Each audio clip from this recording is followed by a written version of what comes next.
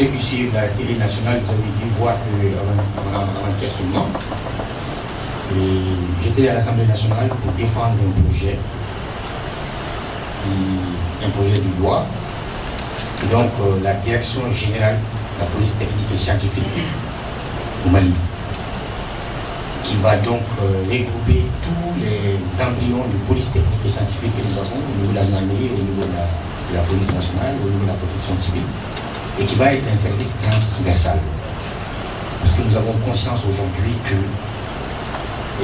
les aveux et l'intime conviction du juge ont besoin aujourd'hui de bénéficier des avancées technologiques pour que justement cette intime conviction puisse être basée sur des faits irréfutables. Et il n'y a que la police technique, il n'y a que les nouvelles technologies, la maîtrise des nouvelles technologies entre les mains de cadres bien formés dans ce domaine-là. Je pense que quand vous regardez l'historique de la police nationale, de la gendarmerie nationale, ceux qui ont fait ce genre de disciplinage à ce niveau ne doivent pas plus de 2 ans si ça avance la guerre. C'est pourquoi d'ailleurs c'est un plaisir de rencontrer l'ancien Premier ministre ici, et peut-être le seul ou bien rare dans ce domaine-là. Aujourd'hui nous avons besoin de relève et ce cycle intervient au bon moment pour nous donner de la matière que nous pourrons recruter directement dans le corps du commissaire ou à l'école de l'officier de gendarmerie pour en faire les cadres des forces armées, des sécurités, ou bien dans le cadre de la nouvelle direction générale de la police scientifique, même si les spécialistes sont utilisés dans d'autres services, ils pourront être détachés dans cette direction générale qui va encore une fois un service transversal. Vous voyez, donc je n'ai pas eu de difficulté à introduire le sujet puisque vraiment c'est l'actualité. Et donc nous vous encourageons fortement à vous inscrire dans ce site-là parce que c'est un projet d'avenir. Les criminels sont de plus en plus intelligents et bien organisés, ça ne soit pas. Alors nous devons, puisque nous sommes quand même plus intelligents aussi, nous devons nous organiser sur nous. Nous devons profiter de tout ce qui est possible d'avoir comme connaissance pour que demain le juge puisse être le plus à l'aise possible pour condamner les criminels parce qu'ils auraient été confondus par encore une fois, c'est un plaisir d'être là aujourd'hui et je voudrais féliciter l'esprit pour cette initiative-là, vous encourager et souhaiter bonne chance à tous les étudiants qui sont bien inscrits dans ce dossier. Merci beaucoup. Merci bien, monsieur le ministre, monsieur le Premier ministre, chers invités. Nous sommes en décembre et il se plaît qu'on donne des cadeaux en décembre, surtout dans le cadre de sa NSE. Donc nous avons décidé de créer ce master, comme vous l'avez dit, pour répondre à un besoin réel. Et on va encore mieux en vous offrant une bourse ou déjà un élément de votre département d'une valeur de 2 200 000 pour un master en sciences culinaires.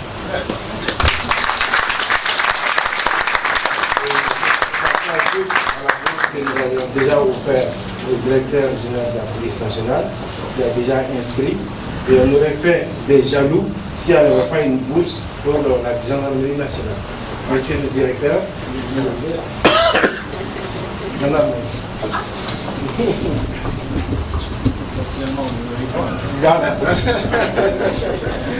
Donc c'est un honneur pour moi de vous remettre ça, mais à vous de mettre plus les et ça c'est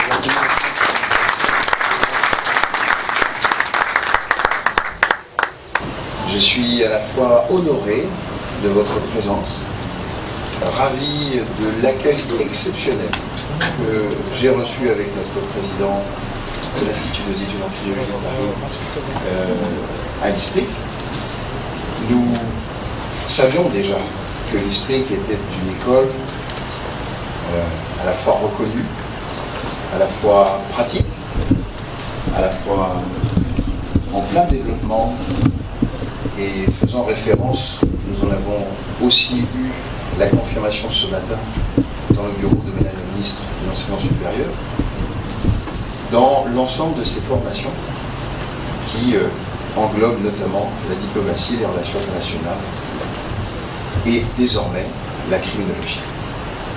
Alors, quelques mots, si vous voulez bien, d'introduction avant que cette conférence, dans le même état d'esprit, se fasse. Nous avons décidé, avec joie, de nous associer à l'ISPRIC pour développer des cursus en criminologie. D'abord, en partant de leur premier master de droit privé de sciences criminelles, qui sera donc une première référence, et à ma connaissance unique en son genre au Mali, afin de développer des vrais experts. D'ailleurs, le label de l'école de l'ISPRIC donc est très clair, l'univers des experts. Et pour tous ceux qui connaissent également de manière plus populaire les séries télévisées, les experts Las Vegas, Miami, Manhattan, c'est bien l'esprit dans lequel désormais aussi les sciences criminelles, la criminologie se déroulent. Mais au-delà, nous avons donc souhaité engager avec Mohamed Gacko, ce personnage assez extraordinaire, faut-il le dire, au passage, différentes orientations de partenariat. Et d'ores et déjà, vous devez savoir que nous allons nous engager pleinement dans les cursus de formation, entre eux, la Forcrim, c'est-à-dire l'Institut de criminologie forensique de Paris, et l'ISPRIC dans tous les cursus, c'est-à-dire à tous les niveaux d'études que nous pourrons développer, depuis le bachelor au niveau licence, jusqu'au PhD, puisque rien ne l'interdit désormais, je l'ai bien compris ce matin, dans certaines conditions.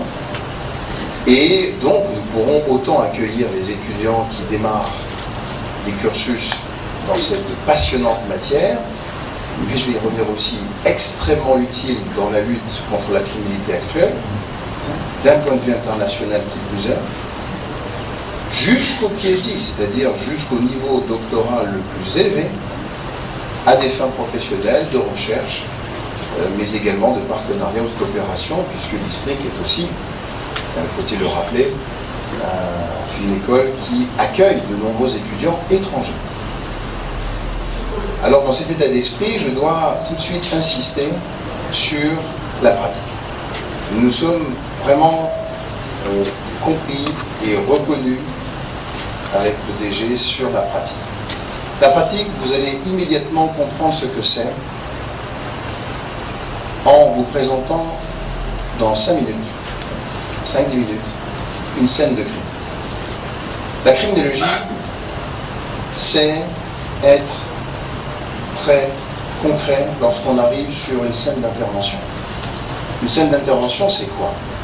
Ça peut être une scène de crime, donc effectivement, scène d'homicide par exemple, mais ça peut être une scène terroriste, ça peut être une scène de catastrophe naturelle, ça peut être une scène où on a une victime en panique qui ne sait pas comment se débrouiller avec une violence intrafamiliale, une maltraitance à enfants. Une scène d'intervention, c'est aussi parfois, bien sûr, des éléments économiques, toute la délinquance financière, le crime organisé, le blanchiment d'argent, la corruption, il y a d'autres aspects qui sont liés à l'économie du crime et qui financent, nous le savons bien, tant de prostitution, aujourd'hui esclavagisme moderne, faut-il le rappeler, mais également le terrorisme, bien sûr. C'est dans l'aspect tentaculaire du crime d'aujourd'hui qu'il faut impérativement unir nos forces. Parce que le terrorisme n'a pas de frontières. Parce que le crime organisé, qui part de Russie en passant par les Balkans, en arrivant en Turquie, qui va un jour développer ses casinos, ses prostitutions, son proxénétisme, ses machines à sous en France comme ailleurs, n'a absolument aucune limite. Et lui n'est pas astreint aux procédures pénales, bien sûr. Il n'est pas astreint, vous voyez, à toutes les limites que tout officier judiciaire ou gouvernement doit s'imposer pour que le droit soit respecté. Alors, comme il a souvent une petite longueur d'avance, mais que nous savons, et c'est là tout l'enjeu, comment aller le chercher? Comment aller le trouver? Comment débusquer son adresse IP? Comment, par différents domaines, d'expertise très performant, eh bien, unir nos forces. Oui, nous ne serons jamais assez nombreux pour associer les forces de police françaises, européennes, avec celles qui sont en Afrique, et vice-versa. Nous ne serons jamais assez également dans les programmes de formation pour comprendre qu'il existe des phénomènes de délinquance locale, spécifiques à chaque pays, qui n'ont rien à voir. Parfois avec celles que nous connaissons aux États-Unis, en Europe ou ailleurs. Et que nous ignorons, j'ignore moi-même, ce que vous pouvez vivre, ou ce à quoi vous êtes confrontés, auquel nous devons aussi répondre. Vous connaissez par exemple, en Côte d'Ivoire peut-être, le phénomène des moustiques. Les moustiques, c'est pas la petite bête qui se balade bien entendu en l'air, qui a les Antilles qui viennent le soir. C'est un phénomène de délinquance de mineurs spécifique à la Côte d'Ivoire. Cela suppose des réponses adaptées, stratégiques, qui permettent de prévenir, mais également de stopper, de manière chirurgicale, globale, ce phénomène. Très différent, par exemple, des violences urbaines typiquement françaises, où, à cause d'une erreur judiciaire, ou résumée comme telle, des jeunes viennent embraser des cités, des villes, tout brûler, tout casser, ce que je crois, en tout cas dans cette forme-là, peu de pays africains ont vécu comme cela. Là encore, que faisons-nous en termes de police ou de renseignement pour pouvoir empêcher ça autant que faire se peut, en tout cas d'en juguler l'impact. Bon, il faut unir ses forces. J'ai eu la chance, moi, dans mon métier, en 20 ans de carrière, de visiter à peu près une cinquantaine de pays. À chaque fois, et si je suis aujourd'hui là devant vous pour la première fois au Mali, heureux de vraiment partager avec vous, et sur le long terme, parce qu'il n'y a que sur le long terme qu'on peut faire vraiment des choses efficaces, c'est vous dire que quand vous avez par exemple un viol toutes les 15 secondes en Afrique du Sud, un homicide tous les minutes, un vol toutes les 2 secondes, comment fait-on pour lutter contre ça? Et moi, français ou expert français, expert d'ailleurs, voilà, puisque chacun dans son domaine, donc on ne peut pas tout savoir, mais en tout cas, on fait de son mieux. La police sud-africaine nous apprend des choses extraordinaires sur la manière de traiter ce certain nombre de phénomènes que nous ne traitons pas de cette manière. Et si le renseignement français a aussi ses vertus, par exemple, en antiterrorisme, Maître Frédéric Picard, notre président, docteur en droit, qui plus est, avocat d'une des parties civiles au procès Mera, Mohamed Mera, le terroriste Mera, et son grand frère Abdelkader, qui a sans doute eu sa part ou son rôle à jouer dans l'orchestration de ces actes terroristes, mérite toute notre attention pour savoir comment un jeune de rue, caïd de rue, puis radicalisé, puis qui en vient à jouer un peu les tueurs en série dans la version tueur missionnaire, version commando, vous voyez, un petit peu civil comme ça, finit par s'en prendre à une école juive et nous faire un état de siège incroyable, mettant au défi les autorités françaises jusqu'à ce qu'on le débusque de son trou, mais avec quel retentissement médiatique et quelque part aussi quelle remise en question de l'ensemble du dispositif français depuis le renseignement jusqu'à son arrestation. Parce que s'il a réussi à faire ça, c'est évidemment un constat et aussi un constat d'échec à certains niveaux. Pourquoi ne l'a-t-on pas arrêté avant? Pourquoi, alors qu'on connaissait sa dangerosité, n'a-t-on pas pu prévenir ces actes? Comment, en matière de lutte antiterroriste, eh bien, nous n'avons pas pu voir venir, en tout cas, un grand criminel de ce type-là, alors que pourtant son dossier en police judiciaire faisait déjà... Je suis gentil en disant ça, hein. J'imagine le nombre de tomes qu'il y a, mais vraiment c'est ça. Et pourtant, il a échappé à la surveillance des services de renseignement. Alors vraiment, nous n'avons pas de leçons à donner. Je ne suis pas ici pour vous donner des leçons. D'accord. Mais par contre, nous avons une expérience. un certain nombre de compétences. L'Institut qui existe depuis 20 ans et qui a développé quasiment toutes les spécialités d'expertise. Je le disais, l'économie financière, l'économie criminelle, mais aussi toutes les luttes contre les agressions sexuelles, toutes les luttes contre les violences intrafamiliales, toutes les luttes antiterroristes évidemment, mais aussi la cybercriminalité, tout ce qui est, je dirais, agression contre les personnes, tout ce qui est matériel, l'environnement du crime, la criminalité environnementale, ce qui, depuis la santé, porte atteinte à l'homme, à sa société et à l'empoisonnement généralisé de l'ensemble des individus sur cette planète.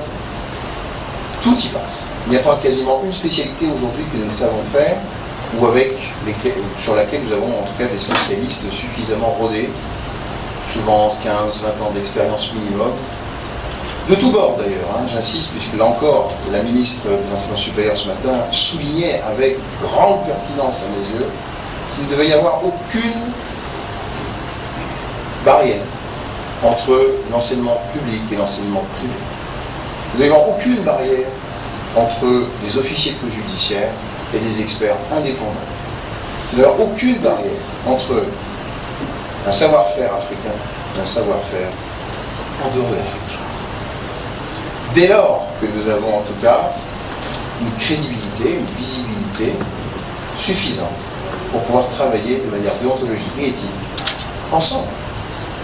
C'est tout l'objet de ce partenariat désormais que nous développons ici. Alors, vous pouvez bien entendu vous rapprocher du site internet que vous voyez en haut. Je n'ai pas du tout l'envie de vous présenter l'école aujourd'hui.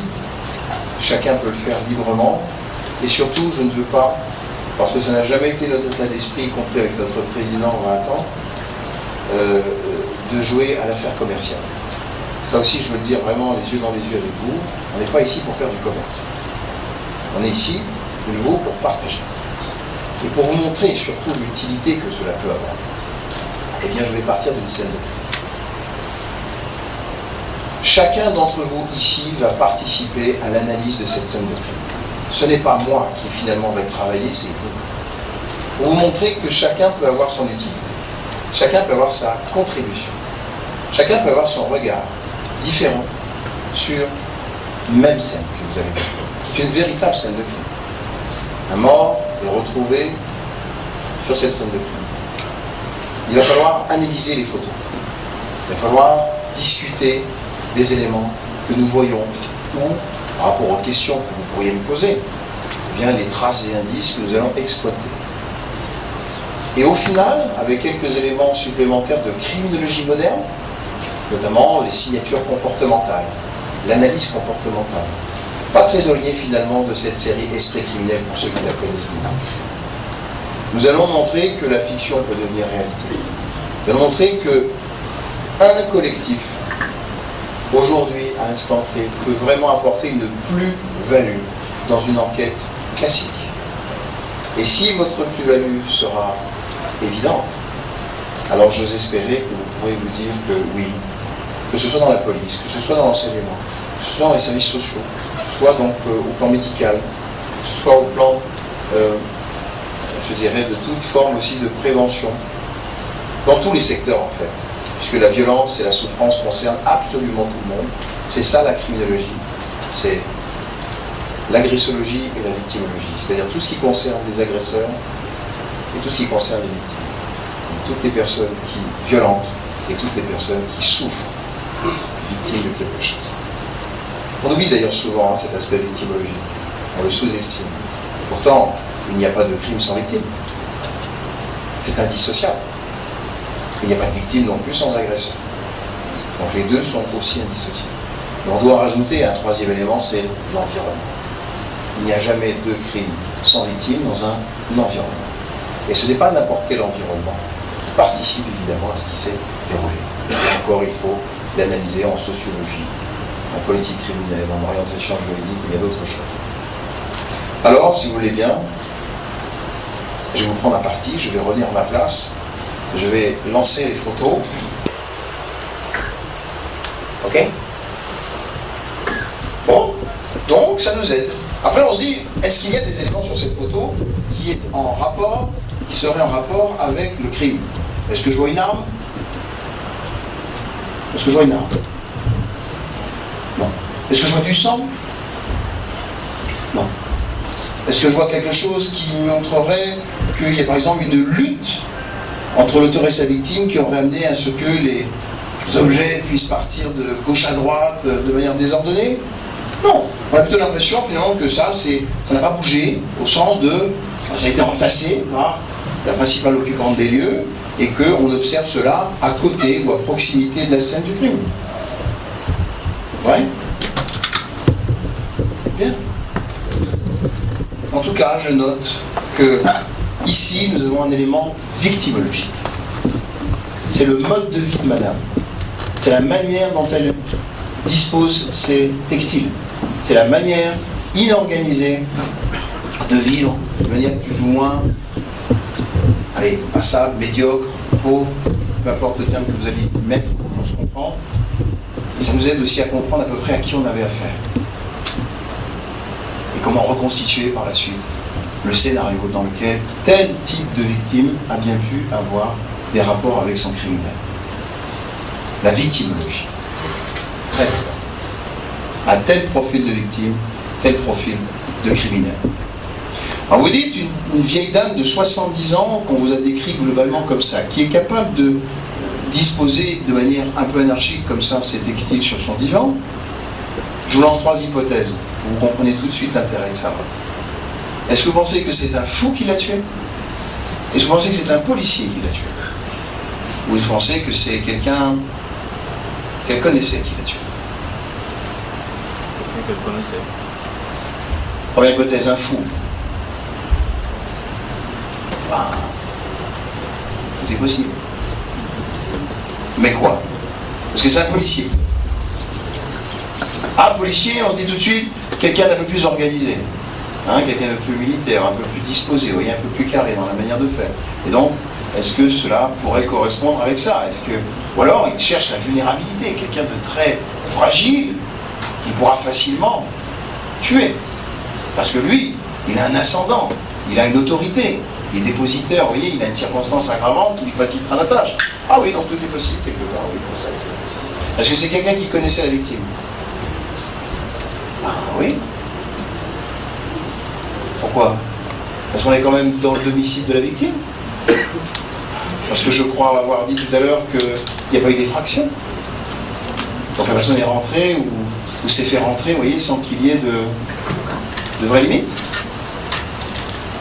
Et donc, finalement, mes 3 questions, si je ne vais pas chercher des expertises supplémentaires, eh bien j'en reste avec mes 3 possibilités. À quoi ça m'a servi? Il faut que j'aille plus loin. On travaille plus pour trouver ce qui pourrait distinguer ce criminel des autres. Je continue? Est-ce que vous posez une question? Bien sûr, à tout moment. Qu'est-ce qu'il dit? Que ce dernier plan n'a pas été organisé par les criminels. Alors, il y a des critères de maquillage de la scène du crime. Le maquillage de la scène du crime, c'est donc faire croire à ce qui ne s'est pas passé. Donc un crime s'est réellement passé dans un premier temps, d'une certaine manière, et dans un deuxième temps, on va le modifier pour faire croire à un autre scénario. Eh bien, sachons que tout élément que nous allons bien identifier sur la scène du crime vont nous restituer la chronologie. Donc ce que l'on voit là, si on a vraiment bien reconstitué la chronologie, en cas de maquillage de la scène du crime, ce sera le deuxième temps. Mais il y aura toute une série d'indices qu'on aura vu avant, du premier temps, celui de la réalité du scénario. Parce que c'est ça qui est bien avec le maquillage. Le criminel ne peut pas faire ça d'une seule fois. Il ne peut pas en même temps faire quelque chose qui est la réalité et en même temps donc le maquiller. Il y a forcément 2 temps.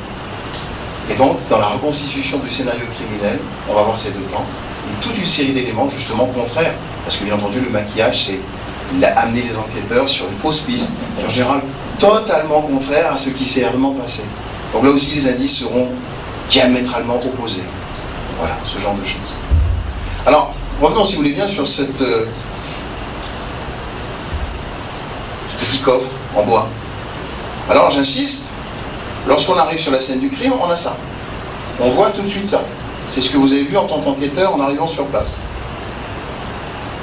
Maintenant, vous savez que le comportement du criminel est capital. Ce qu'il fait ou ce qu'il ne fait pas signe ce qu'il est en partie. Or, il a donc, parce que ça, c'était sur le cadavre. Vous avez donc le cadavre qui est là, posé sur une planche en bois, et vous avez donc cette espèce de petit coffret en bois qui était certes disposé comme ça, mais l'enquêteur nous dira que c'était en fait sur le cadavre. Cette information est capitale, et ça c'est une leçon pour les enquêteurs. Les enquêteurs peuvent, après la victimologie, apprendre ce qu'on appelle les rudiments du gel des lieux, le rudiment de la préservation, de la protection de la scène d'intervention, la scène de crime. C'est-à-dire qu'en clair, ils doivent protéger, vous le verrez pour la suite, ce petit coffret en bois était bien sur la victime. Et si elle était sur la victime, alors que cette victime est comme ça,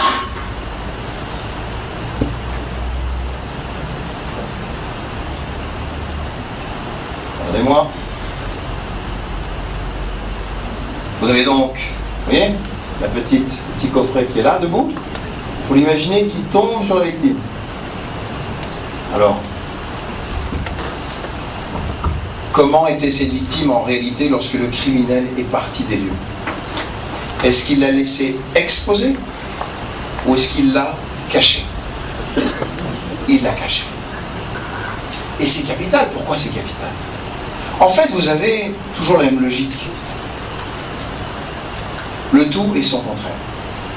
On peut déjà orienter les grandes tendances de la personnalité ou de la motivation ou des preuves en général en se disant, a-t-il voulu revendiquer son acte? Nous montrer ce qu'il a fait? Éventuellement humilier cette victime en mettant dans une pose humiliante, dégradante, particulièrement détestable, parce qu'il en voulait, parce qu'il avait de la colère, parce qu'il avait de la rage contre elle? Ou alors a-t-il voulu, eh bien, cacher son visage, ne pas montrer les blessures, y mettre des textiles en plus,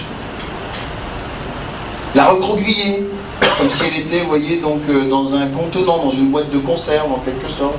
Et puis, on la range dans une boîte. Et elle est totalement cachée. Pourquoi il n'y a pas de photo avant? Alors, c'est notre élément, là on est en pleine police technique et scientifique. Un vrai policier scientifique doit diversifier, multiplier évidemment ses prises de vue. Et avec une qualité visuelle, de flash, de haute définition aujourd'hui, numérique, etc., qui soit optimale. Je vous l'ai dit, dans cette affaire, il n'y avait que 6 photos. Clairement, les policiers n'étaient absolument pas formés en police technique et scientifique. Et c'est aussi vous montrer que si on part de 6 photos, alors qu'on pourra en faire une centaine, vous imaginez le nombre d'informations qu'on manque? Alors, il faut se donner les moyens. On multiplie les photos, les vidéos, on prend des gros plans, on prend des arrière-plans. D'ailleurs, la méthode générale est de partir, un peu comme la méthode de l'orthodroite, de très loin, en se rapprochant du cadavre, c'est-à-dire en passant par tout l'environnement, puis les différentes pièces, puis ensuite les pièces qui sont proches du cadavre, puis ensuite la pièce du cadavre, puis ensuite donc le cadavre, puis ensuite on déshabille le cadavre, puis ensuite on va faire la levée du corps, puis on va voir les rapports médico-légaux, etc., etc. On va être de plus en plus chirurgical. On passe au crime, comme un tamis. Mais il faut bien entendu que les espaces... Premier niveau, c'est le constat, c'est la description, c'est tout simplement factuel. C'est ce qu'un policier aussi pourrait faire basiquement. Je répète, la question est simple. Vous voyez ici, par exemple, que c'est un homme ou une femme. Vous voyez, en regardant cette photographie, que c'est un homme ou une femme. À quoi vous voyez? Ses vêtements, son allure. Son allure, on peut le suggérer. Mais globalement, ce n'est ni visible ni évident. Alors on va en rester là si vous voulez bien dans un premier temps. Qu'est-ce qui est visible et qu'est-ce qui est évident en regardant cette photo? Je ne sais pas si c'est une femme. Je ne sais pas non plus d'ailleurs de quel âge elle a. On peut estimer, parce que je vous l'ai dit tout à l'heure qu'elle avait 70 ans. Ce faisant, je vous ai largement orienté sur cette question. Maintenant, si je regarde cette photo, et uniquement cette photo, je ne vois pas sa tête. Je ne sais pas si c'est un homme ou une femme. Je ne sais pas si elle est jeune ou elle est âgée. Je ne sais pas d'ailleurs si ce que l'on voit là, c'est par exemple une couverture qui vient grossir sa taille, ou est-ce que c'est vraiment cela épouse la forme de son physique et donc elle a une grosse taille. J'en sais rien. Est-ce que, en voyant cette photo, vous voyez la cause de la mort? Non. Est-ce que, en voyant cette photo, vous voyez l'arme du crime? Vous voyez l'arme du crime sur cette photo? Non. Est-ce que, en regardant cette photo-là, vous dites deuxième niveau d'analyse, après le constat, à quoi cela pourrait vous faire penser? C'est-à-dire un niveau plus symbolique. Laissons ouvert, dans un premier temps, l'ensemble des informations et du renseignement possible. 3 hypothèses. En regardant cette photo, vous dites c'est un tas de textiles. Ça ressemble à un tas de textiles. Deuxième photo, ça que j'ai voulu détruire, que j'ai voulu humilier, que j'ai voulu chosifier au maximum, déshumaniser. Voilà, en troisième hypothèse, il a voulu cacher, il a voulu dissimuler un certain nombre de choses. Est-ce que c'est un tas de... Est-ce que ça vous fait penser à ça? Non. Ah, vraiment. Montrer le sang, il a voulu montrer le cadavre, il a voulu montrer une tête aussi rouge que nous allons découvrir tout à l'heure, il a voulu montrer combien elle a été asphyxiée, qu'elle a souffert avant de mourir, il a voulu montrer tout ça. Oui ou non? Oui ou non? Non. Mais, à l'évidence, troisièmement, il est là, en quelque sorte, contraint, soumise, empaquetée. Dans un contenant, vous voyez, il a voulu la plier en fait, pour qu'elle rentre dans le coffre. Petite, pas déployée, pas étendue, pas extravertie, plutôt introvertie, plutôt comme ça, tout petit. Puis, il y avait différents niveaux de dissimulation. Rappelez-vous, premier niveau, elle a gardé l'ensemble de ses vêtements qui cachaient la strangulation. Il a vu qu'on enlève les vêtements pour qu'on aille découvrir la strangulation. Deuxièmement, on a différents objets textiles, sûrement pris, probablement pris donc dans le pour davantage cacher les choses. En particulier le visage, mais on n'a pas la deuxième main non plus, on n'a pas sa partie des seins, on n'a pas son bassin, on n'a même pas ses pieds ou une partie visible du corps, hormis et uniquement hormis la main. Question, pourquoi, mesdames et messieurs? Pourquoi fait-on ça? Pourquoi cache-t-on le cadavre? Pourquoi cache-t-on les blessures? Pourquoi cache-t-on le sang? Pourquoi ne trouve-t-on pas l'arme du crime? Pourquoi on ne sait même pas si c'est un homme, une femme, jeune, âgé, etc. Quelle est votre idée? Si vous aviez à cacher quelque chose, ce serait pourquoi? La honte. Pour faire disparaître les traces et indices. Sauf que là, si c'est une bonne idée sur le principe, on a tout. Il suffit en fait d'ouvrir le coffret comme l'a fait le policier, on va tout trouver, en fait, hein, rassemblé simplement dans le coffret. Autre raison peut-être? La honte. La honte. Qui a dit ça? C'est effectivement une forme de honte possible. Pourquoi? La honte, ça renvoie en fait au regret, au sentiment de culpabilité. Par exemple, ce que je vois là, ce que j'ai fait en fait en l'étranglant, je l'ai fait, c'est sûr. Mais après, qu'est-ce qui se passe? Qu'est-ce qui peut se passer dans la tête du criminel?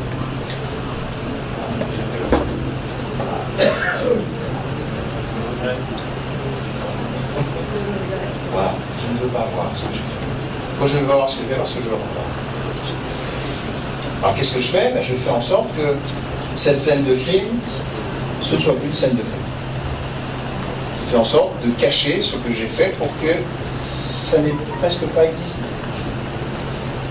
Et il se convainc, ce faisant, et dans la boîte ensuite, voilà, c'est qu'il Donc là, les cachets dissimulés, c'est pas comme un crime, c'est pas moi qui l'ai fait, c'est pas quelque chose de grave, c'est juste, voilà, un textile ou un corps avec des textiles dans un coffre. Ça s'appelle une signature criminelle.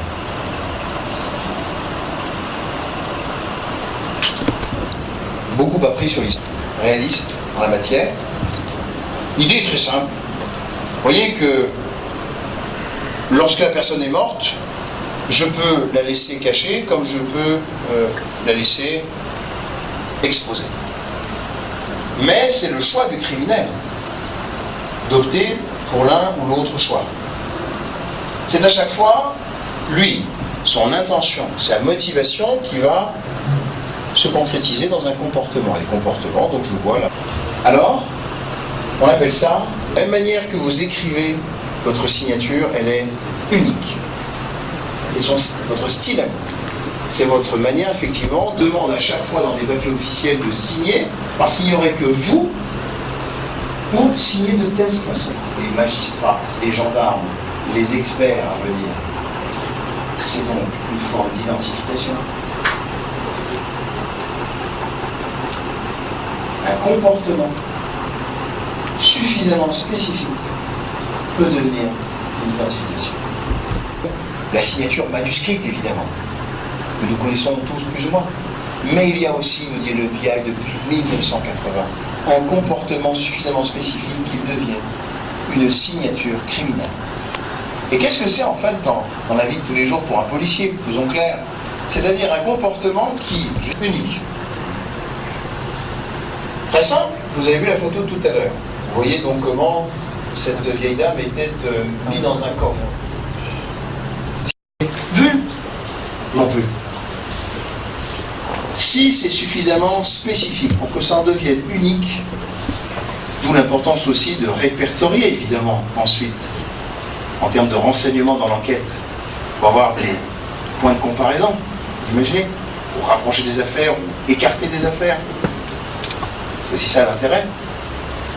Eh bien, nous avons affaire à une forme de signature comportementale. Deuxième élément, le FBI dit c'est suffisamment étrange, bizarre. Quand vous arrivez sur la scène du crime, en fait, c'est un ressenti en disant je ne sais pas ce que ça veut dire. Je ne sais pas pourquoi il a fait ça. Faisons simple. Il y a un voleur qui prend de l'argent quelque part. Pour un policier lambda, il arrive, il voit donc tout est un peu dérangé, et il y a notamment des tiroirs qui sont tirés. Et puis dans les tiroirs, il n'y a plus rien. Et puis la victime nous apprendra que dans un des tiroirs, il y a des bijoux, je ne sais quel autre objet de valeur. C'est compréhensible par tout le monde que quand vous avez un tiroir qui est tiré, c'est souvent pour prendre quelque chose à l'intérieur. Il n'y a vraiment rien d'extraordinaire. Mais par contre, vous voyez une dame, comme vous l'avez vu tout à l'heure, et vous vous demandez, mais pourquoi il a fait ça? Vraiment, il n'était pas obligé de le faire. Et pourtant, il l'a fait. Qu'est-ce que ça signifie? Et c'est là où le criminologue rentre en piste, où les experts rentrent en piste, en disant, mais il nous faut un décodeur. Vous avez un décodeur Canal+, fois décodeur criminologique. Pourquoi il nous a fait ce truc? C'est-à-dire, pourquoi il nous fait ça? Je ne comprends pas. Ça veut dire quoi, ça?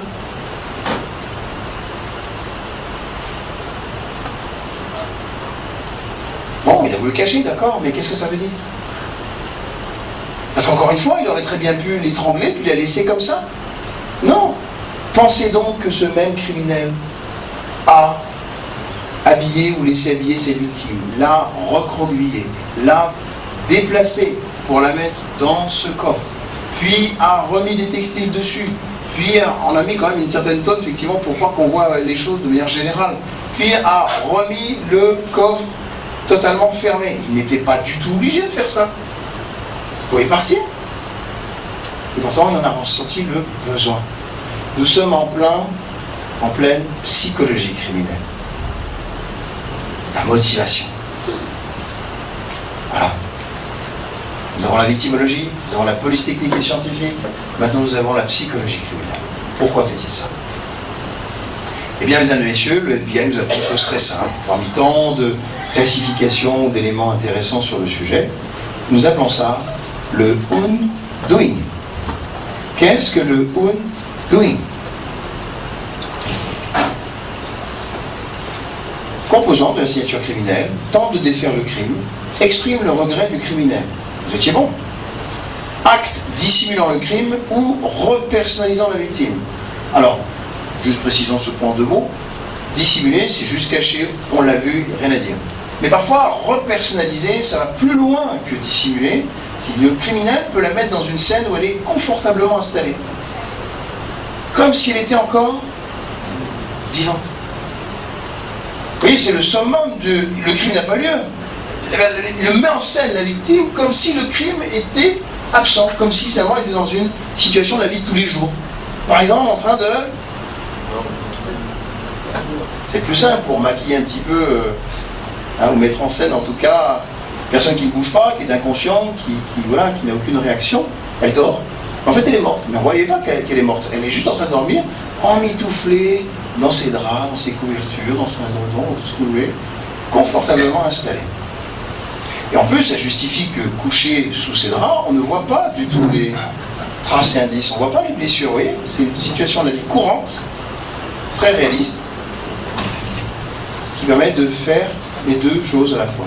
Cacher les traces et indices, repersonnaliser la victime comme si de rien n'était. Et le criminel sort, ah ça va. Bon, c'est comme s'il était en vie, donc je ne suis pas très coupable, donc je peux sortir à peu près normalement de cette scène de crime. Maintenant, soyons clairs. Pourquoi un individu fait ça? Pourquoi on regrette? Mesdames, Messieurs, pourquoi on regrette?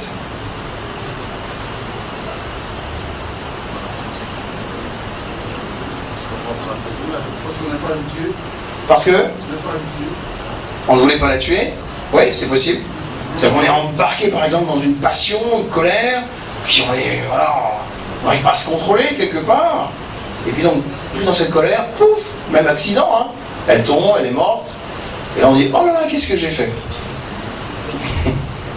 Oui, c'est possible. Que l'on ressent quelque chose pour la personne. Que l'on ressent. On a une certaine connaissance. Voilà. On regrette évidemment en première hypothèse de travail quand on connaît cette personne. Le visage, retenez bien, notre visage, c'est la partie la plus expressive et la plus représentative de ce que nous sommes. Si on veut la dissimuler post-mortem, c'est que très souvent, on veut cacher la personne que l'on connaît. Et ce visage, en plus, peut nous renvoyer à notre culpabilité, parce que, imaginons qu'elle a été asphyxiée et qu'on ait vu la tête qu'elle faisait tout à l'heure. Si je ne la cache pas, ce visage, hein, cette tête, elle me rappelle tout de suite que c'est un crime. Elle me rappelle tout de suite avec ses yeux-là. Que c'est moi qui l'ai complètement étranglé. Vous voyez, son regard est accusateur. Alors je cache. Je peux même cacher avec quelque chose de propre. Cela indique probablement en tout cas que le criminel connaît sa victime ou projette sur une victime inconnue une personne connue. Je répète. Indique probablement que le criminel connaît sa victime ou projette sur une victime inconnue. Par exemple, le criminel ne connaît pas cette vieille dame, mais il projette sur elle une espèce de transfert au plan psychologique, quelqu'un qu'il connaît, qu'il haïssait dans sa vie. Par exemple, une ancienne vieille dame, une ancienne grand-mère, quelqu'un qu'il haïssait profondément. Il dit, celle-là, elle ressemble à ma grand-mère, je vais la tuer, comme ça je vais régler mon compte avec mon passé, par personne interposée. Mais c'est toujours une relation personnelle, c'est toujours un facteur personnel. Alors pour vous ayez les idées claires, et je finirai par là, voici une affaire dans laquelle je suis intervenu en tant qu'expert judiciaire à Lyon, avec un juge d'instruction qui avait fait appel au service de gendarmerie nationale qui n'avait pas trouvé ce qu'il en était. C'est une affaire non résolue. Là aussi, nous devions faire une vieille dame. Elle n'avait pas 70 ans, elle avait, je crois, 72, 73, un petit peu plus âgée. Et on l'a retrouvée donc dans son 4e étage, dans un appartement de la banlieue lyonnaise. Et je vous décris la scène, on la retrouve donc chez elle, facteur personnel très important, dans son salon, c'est-à-dire la pièce de vie la plus fréquente et la plus animée, habitée par des objets, par toute une série de choses qui fait vivre la pièce, donc 2e facteur personnel très important. On y voit très clairement donc qu'il y a des fleurs qui sont entretenues, facteur vital, facteur personnel, des objets donc qui ont des âmes avec toute une série de choses qui appartiennent à sa vie passée, des photos de ses familles, des objets de voyage, voilà, la télévision qui peut être plus ou moins allumée, les plantes qui sont absolument pas fanées mais qui sont là. On a aussi plein de vie. Par exemple, il y a toujours des petites bananes qui traînent, qui sont pas du tout pourries, vous voyez, qu'on peut encore manger. Il y a des autres fruits comme l'orange ou pomme qui sont là. Là, si vous regardez très attentivement, elle était en train de faire quelque chose. Du moins, c'est peut-être ce que l'on veut laisser croire, parce qu'il y a des mots croisés. C'est-à-dire qu'il y a des magazines qui sont bougés, déplacés. Il y a une page qui est ouverte avec un crayon, où il y a déjà des mots croisés qui ont commencé à être cochés, remplis, mais n'ont pas été totalement remplis. On voit bien qu'elle était en train de faire quelque chose. Si vous regardez bien ici, vous avez la chaise qui est décalée, comme si la personne, vous voyez, était en train de faire ses activités, et puis elle s'est levée en décalant la chaise et en se levant. Regardez bien l'ensemble, c'est propre, c'est beau, c'est esthétique. C'est pas humiliant, c'est pas dégradant. Ici, nous avons même un élément déterminant qui est un nounours, qu'on ne peut pas manquer. Il est au premier plan, il prend une importance majeure. On se dit, mais qu'est-ce que vient faire d'ailleurs un nounours de cette taille et un nounours tout court dans la maison d'une vieille dame? Mais en tout cas, c'est de l'affection. C'est un symbole, vous voyez, affectif. C'est un symbole comme ça de enfantin, quelque chose d'agréable, qui rend de nouveau la scène personnelle. Et même la dame, est-ce que vous voyez du sang? Bon, un petit peu là, je reconnais. Mais en dehors de ça, elle est peut-être un petit peu déshabillée, peut-être là un petit peu retroussée, je reconnais, mais en dehors de ça, ces petits chaussons, il y en a un qui est là, bon, ils ne sont pas aux pieds, d'accord, mais en dehors de ça, elle reste habillée, elle était légèrement déshabillée là, mais là on a une serviette blanche prise de la salle de bain qui a été mise sur sa tête, elle est propre et cache complètement le genre de visage que nous avons vu tout à l'heure dans la première maison, la vieille dame de 62 ans. Elle est allongée par terre sur un tapis, c'est-à-dire de nouveau confortablement installée, alors qu'elle aurait pu être sur le carrelage, elle aurait pu être dans les toilettes, elle aurait pu être dans la cave, elle aurait pu être, vous voyez, non, on la laisse malgré tout dans un lieu qui est, voilà, cool, tranquille. On aurait pu la déshabiller, on l'a pas fait. On aurait pu l'agresser sexuellement, on l'a pas fait. On aurait pu montrer son visage, on l'a pas fait. En fait, regardez bien les critères. La victime est à son domicile, en particulier dans de l'eau, en tout cas dans un environnement qui est plutôt protecteur et confortable. Ça veut dire que l'individu, le criminel, veut respecter sa victime. Pourquoi veut-il la respecter? Parce qu'il la connaît. Parce qu'il a entretenu un certain temps des éléments affectifs majeurs. Même s'il en a voulu, même s'il était empris d'une passion à un moment donné, même s'il y a une vengeance. Oui, mais la vengeance, c'est quoi, mesdames et messieurs? Elle vient d'où, la vengeance? Eh bien, d'antécédents avec une personne qu'on connaît.